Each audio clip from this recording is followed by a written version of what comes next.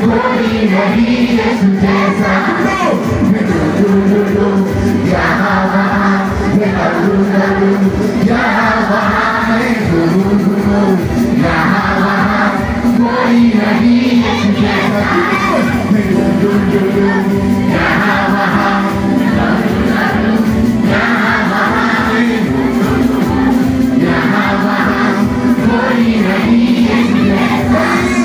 कोई नहीं यीशु जैसा, कोई नहीं यीशु जैसा, कोई नहीं यीशु जैसा, कोई नहीं यीशु जैसा। मेरे प्रिय भाई और बहनों, सभी लोगों को जय यीशु। आज संत जोसेफ का त्यौहार मनाया जाता है। संत जोसेफ, जिसे पवित्र घराने का पिता कहा जाता है। आइए हम जब आज संत जोसेफ का त्यौहार मनाते हैं, तो मैं संत मत्ती के सुसमाचार से एक छोटा सा पाठ पढ़ के सुनाना चाहता हूँ। अध्याय 1, पवित्र वचन 16 से लेकर 21 तक। याकूब से मरियम का पति यूसुफ और मरियम से ईसा उत्पन्न हुए, जो मसीह कहलाते हैं। इस प्रकार इब्राहिम से दाऊद तक कुल 14 पीढ़ियाँ, दाऊद से बाबुल निर्वासन तक 14 पीढ़ियाँ, और बाबुल निर्वासन से मसीह तक 14 पीढ़ियाँ। ईसा मसीह का जन्म इस प्रकार हुआ। उनकी माता मरियम की मंगनी यूसुफ से हुई थी, परंतु ऐसा हुआ कि उनके एक साथ रहने से पहले ही मरियम पवित्र आत्मा से गर्भवती हो गई। उसका पति यूसुफ चुपके से उनका परित्याग करने की सोच रहा था, क्योंकि वह धर्मी था और मरियम को बदनाम नहीं करना चाहता था। वह इस पर विचार कर ही रहा था कि उसे स्वप्न में प्रभु का दूत यह कहते हुए दिखाई दिया, जोसेफ, दाऊद की संतान, अपनी पत्नी मरियम को अपने यहाँ लाने से नहीं डरें, क्योंकि उनके जो गर्भ है वो पवित्र आत्मा से है। वे पुत्र प्रसव करेंगी और आप उसका नाम ईसा रखेंगे, क्योंकि वे अपने लोगों को उनके पापों से मुक्त करेगा। मेरे प्रिय भाई और बहनों, आज जब कलीसिया इस 40 काल में संत जोसेफ का पर्व का त्यौहार मनाती है, तो संत जोसेफ के बारे में सुनने के पहले आइए हम एक छोटी सी प्रार्थना संत जोसेफ के नाम पर है। मैं ये प्रार्थना आपके लिए, आपके परिवार के लिए, जिस प्रकार संत जोसेफ पवित्र घराने का पिता है, उसी प्रकार संत जोसेफ आपके घराने का भी पिता हो।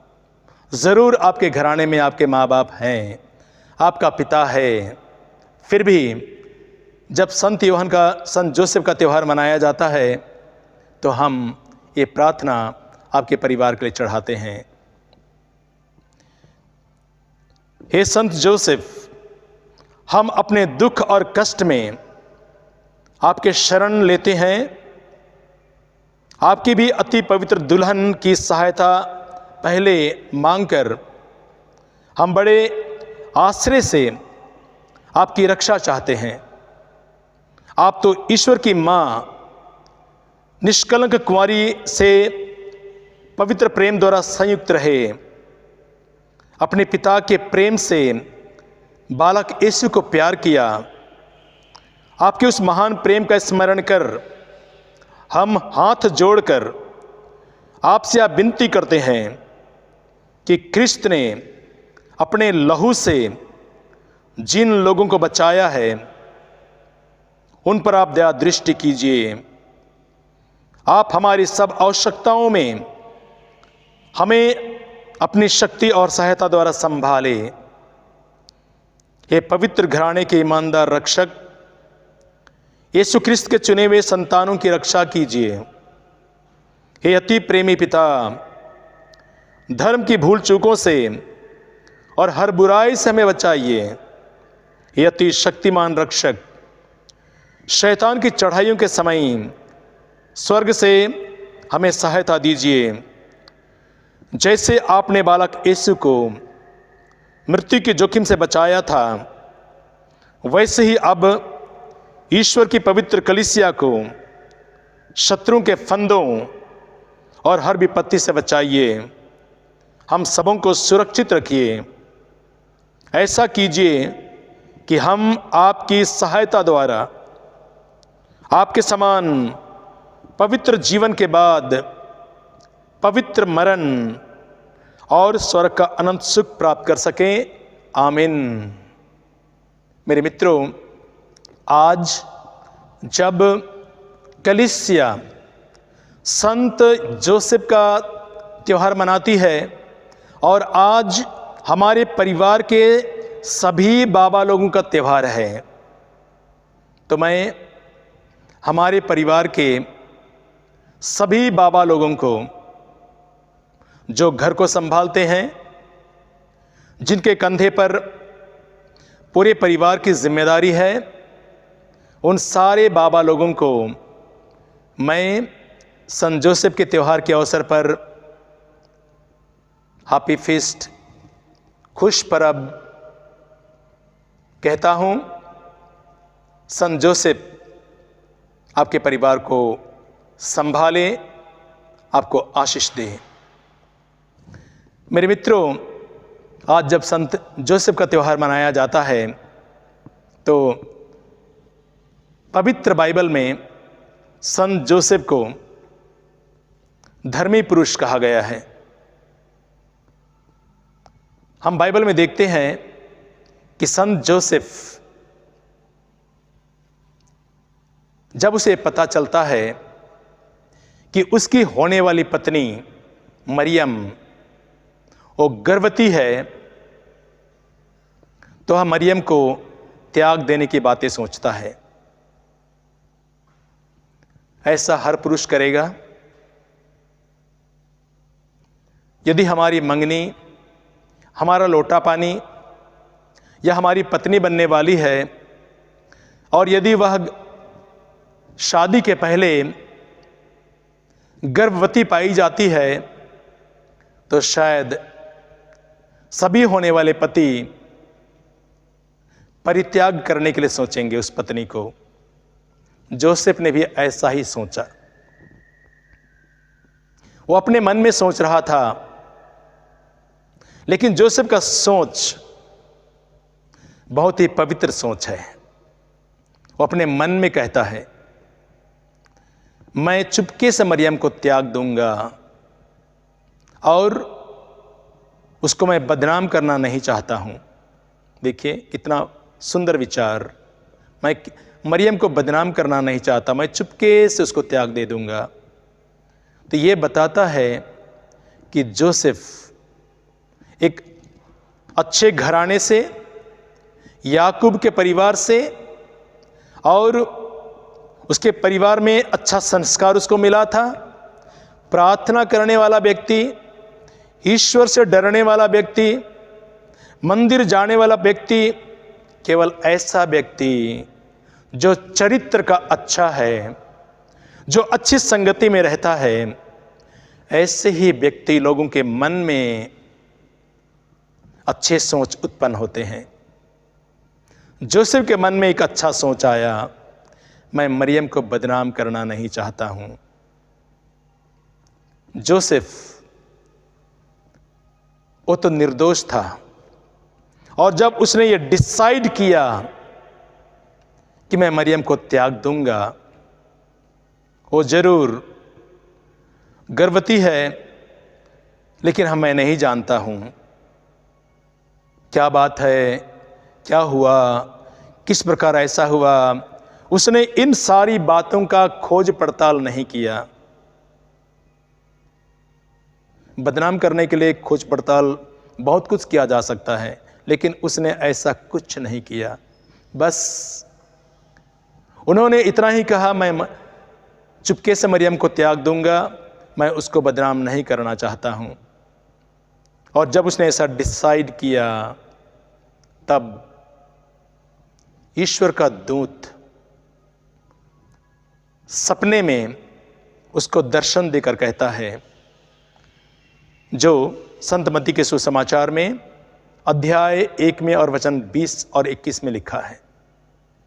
स्वर्ग का दूत कहता है, जोसेफ दाऊद की संतान अपनी पत्नी मरियम को अपने यहाँ लाने से नहीं डरें, क्योंकि उनके जो गर्भ है वो पवित्र आत्मा से है। उनका जो गर्भ है वो पवित्र आत्मा से है।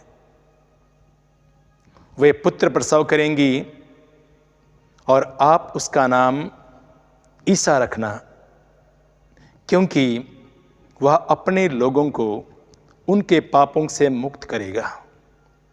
ये ईश्वर की योजना है। ईश्वर का दूत जोसेफ को स्पष्टीकरण देता है, कहता है कि उनके जो गर्भ है वो पवित्र आत्मा से है। स्वर्गदूत इस बात का सपोर्ट करता है कि मरियम अन्य स्त्रियों की तरह, अन्य महिलाओं की तरह, अन्य लड़कियों की तरह दुष्चरित्र की नहीं है। वो दिल की साफ है, उसने कभी पाप नहीं किया। मरियम के द्वारा कोई गलत काम नहीं हुआ है। ये तो ईश्वर की योजना है। इसीलिए जोसेफ दाऊद की संतान अपनी पत्नी मरियम को पत्नी के रूप में स्वीकार करें, अपने घर में ले आइए और उसके द्वारा उत्पन्न होने वाले संतान को स्वीकार करते हुए उसका नाम ईसा रखना। इस प्रकार स्वर्ग का दूत संत जोसेफ को बताता है, और संत जोसेफ ईश्वर के दूत के इस वचन को सुनने के बाद तुरंत मां मरियम को, जो गर्भवती है, पवित्र आत्मा से, किसी पुरुष के द्वारा नहीं और ना किसी दुष्चरित्र के द्वारा, उस मां मरियम को संत जोसेफ अपने घर में ले आता है, एक पत्नी के रूप में स्वीकार करता है। कितनी बड़ी बात है ये। कभी कभी हम लोग जब कोई परिवार बसने के आगे इस प्रकार की घटना हो जाती है तो लोग बदनाम करना चाहते हैं। लोग एक दूसरे को कई प्रकार की बातें बोलकर हम उसके जीवन को तबाह कर देते हैं। शायद हो सकती है वो बेटी वो गलत नहीं होगी, हो सकता है वो लड़की या वो स्त्री उसने ऐसा कोई गलत काम नहीं किया है, लेकिन हम कभी कभी बदमाश और दुष्चरित्र वाले व्यक्ति ऐसे लोगों को बदनाम करने में पीछे नहीं हटते हैं। ये दिखाता है कि हम कितने पाप में, बुराई में, गंदगी का जीवन बिताने वाले हम खुद हैं। जोसेफ ऐसा नहीं था। वो धर्मी था, जिम्मेदार व्यक्ति था, अच्छे घराने से अच्छे संस्कार पाकर प्रार्थना करने वाला, बाइबल के वचन को पढ़ने वाला, मंदिर जाने वाला, ईश्वर पर श्रद्धा रखने वाला व्यक्ति था। इसीलिए तो ईश्वर का दूत जोसेफ को सपने में दर्शन देता है, और जोसेफ जब एक बार उसको पूरा यकीन हो जाता है कि मरियम का जिंदगी वो दुष्चरित्र की नहीं है, लेकिन एक अच्छे घराने से आती है और उसके जीवन में भी पवित्र आत्मा का अभिषेक है, तो जोसेफ मां मरियम को अपने घर में ले आता है और उसको पत्नी के रूप में स्वीकार करता है। मेरे मित्रों, ये बहुत बड़ी बात है। आपके घर, आपका घर है, आपके घर को आप बदनाम क्यों करना चाहते हैं? हमारे घर के बातों को आप समाज के सामने प्लेटफॉर्म पर क्यों आप तिल का ताड़ बनाना चाहते हैं? और कभी कभी हम ऐसा गलत सोचकर कभी कभी हम अपने पैरों पर कुल्हाड़ी मारते हैं। मेरे मित्रों, संत जोसेफ की तरह हमें एक अच्छा सोच वाला, पवित्र व्यक्ति और धर्मी व्यक्ति बनने की ज़रूरत है। जब आज संत जोसेफ सभी बाबाओं का संत रक्षक संत है, तो संत रक्षक संत हमारे परिवार के सभी बाबाओं को आशीष दे। इतना ही नहीं, हम आगे देखते हैं जोसेफ किस प्रकार इस छोटे से परिवार को, जिसको पवित्र घराना कहा गया है, एक बाप का जिम्मेदारी निभाता है, एक पिता की जिम्मेदारी निभाता है। जब मां मरियम घर में होती है तो जोसेफ अपनी पत्नी को लेकर बेतलहम में नाम लिखाने के लिए जाता है, और क्योंकि उस समय एक राजा का आदेश था, और नाम लिखाने के लिए जाता है। किस घराने से लोग आते हैं? जोसेफ अपनी पत्नी मरियम को लेकर के जाता है। और हम बाइबल में देखेंगे कि इस समय मरियम के गर्भ के दिन पूरे हो गए थे। ऐसे नाजुक अवस्था में जोसेफ मरियम के साथ में किसी भी प्रकार का गलत बात, गलत व्यवहार या उसको दुख या चोट पहुंचाने वाली बातें नहीं करता है, बल्कि उसका साथ देता है। एक जिम्मेदार बाप और पिता के नाते और एक पति के नाते वो मरियम को और उसके गर्भ में पल रहे शिशु को लेकर, क्योंकि जगह नहीं मिला, साराय में जगह नहीं थी, जोसेफ निराश हताश नहीं हुआ और एक खुले मैदान में जानवरों के बीच में अपनी पत्नी को लेकर जाता है। और वहाँ उसकी पत्नी मरियम प्रभु यीशु को जन्म देती है।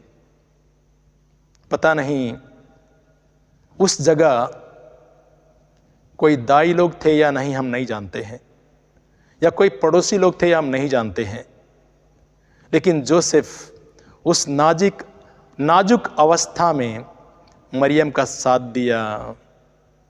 और मां मरियम कुंवारी थी, पहली बार अपने पहलौठे को जन्म दे रही थी। जो भी हो, लेकिन जोसेफ, संत जोसेफ अपने इस परिवार को प्यार किया, इस परिवार का साथ दिया, इस परिवार के साथ खड़ा था। ये सबसे बड़ी बात है। मेरे मित्रों, हम आगे और देखते हैं। पवित्र बाइबल में जोसेफ के बारे में ज़्यादा तो नहीं लिखा है, कम शब्दों में लिखा है, लेकिन बहुत अच्छी बातें लिखी हुई है। अभी तो बालक का केवल जन्म हुआ था, लेकिन प्रभु के जन्म लेने के बाद हम देखते हैं केवल 8 दिन गुजरने के बाद ज़रूर ज्योतिषी लोग आते हैं, चरवाहे लोग आते हैं और इस बालक के विषय में अच्छी बातें बोलकर चला जाते हैं। स्वर्ग का दूत दिखाई देता है और इस प्रकार इस बालक के विषय में सुसमाचार सुनाया जाता है। लेकिन 8 दिन के बाद जोसेफ के इस परिवार में तलवार उठता नजर आता है। जोसेफ के इस बेटे पर तलवार लटकता हुआ नजर आता है, क्योंकि राजा हेरोद बालक यीशु को खत्म करने के लिए एक घोषणा करता है। घोषणा करता है कि बेतलहम में जितने छोटे बच्चे हैं सबका कत्ल कर दिया जाए। और ऐसे अवस्था में ईश्वर का दूत जोसेफ को साथ देता है, उसको बताता है कि आपके परिवार में एक बहुत बड़ी घटना घटने वाली है। और वो घटना है कि बालक और उसकी मां को लेकर आप तुरंत मिस्र देश चले जाइए। जोसेफ रात को ही उठा, अपनी पत्नी मरियम को और बालक यीशु को लेकर एक अनजान देश में चला जाता है और वहां पर घर बनाना, भोजन परिश्रम करना, भोजन का प्रबंध करना, उस अनजान प्रदेश में जाकर कितनी कठिनाइयां हुई होगी जोसेफ को।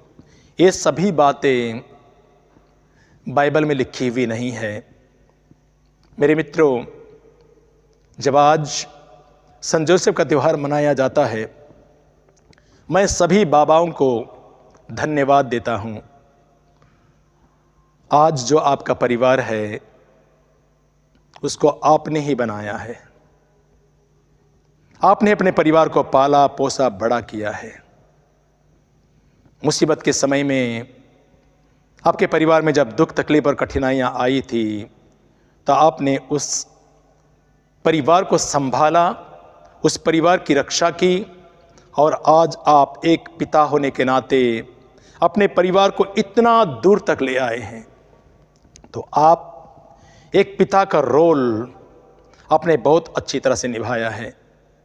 आपका परिवार जैसा भी है ईश्वर के द्वारा दिया गया एक वरदान है। उस परमेश्वर को धन्यवाद दीजिए। प्रभु यीशु के जीवन और मां मरियम के जीवन और जोसेफ के परिवार में भी कठिनाइयां आई। जोसेफ को पूरे परिवार को लेकर मिस्र देश में भागना पड़ा, उस प्रदेश इलाका में घर बनाना पड़ा, भोजन का प्रबंध करना पड़ा और हम नहीं जानते हैं क्या क्या और करना पड़ा। और उसके बाद जोसेफ, जब उन्हें पता चलता है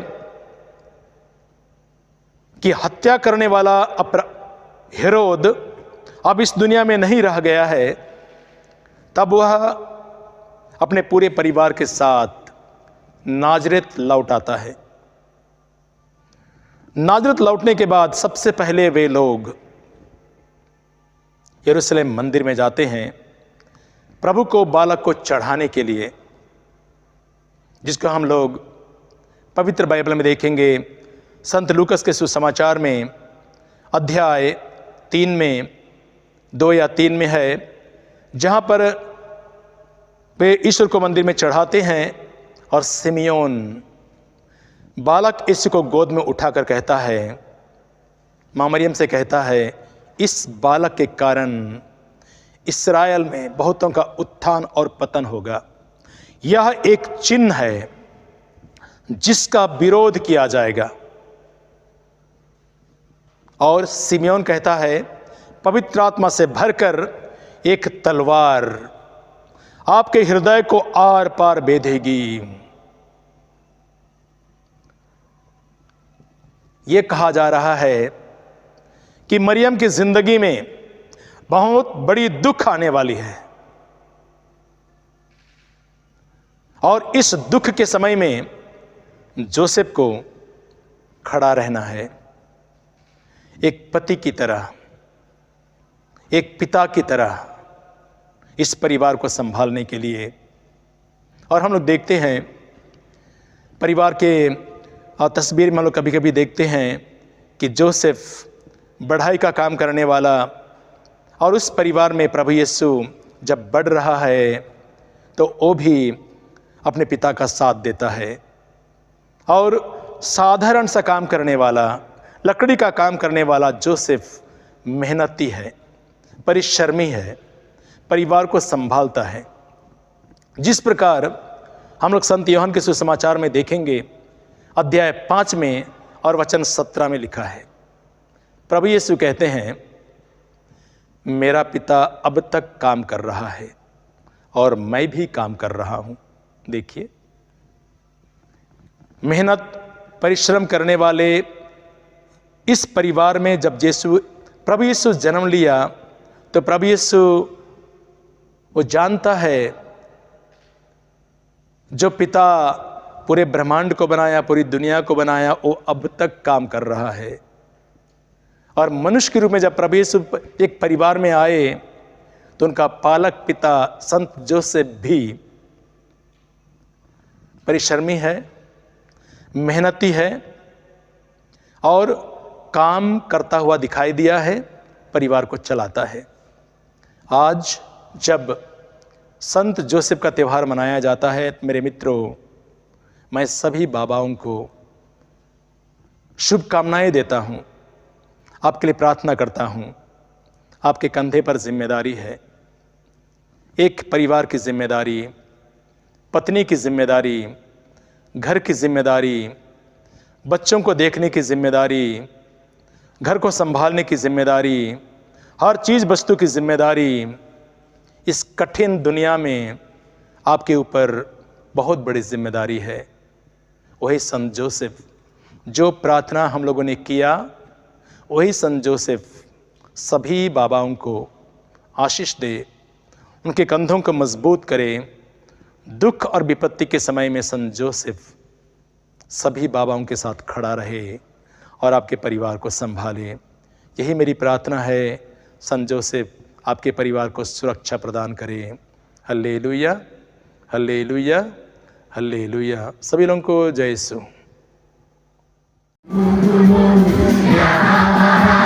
कोई नहीं यीशु जैसा, यहाँ वहाँ यहाँ वहाँ यहाँ वहाँ कोई नहीं यीशु जैसा।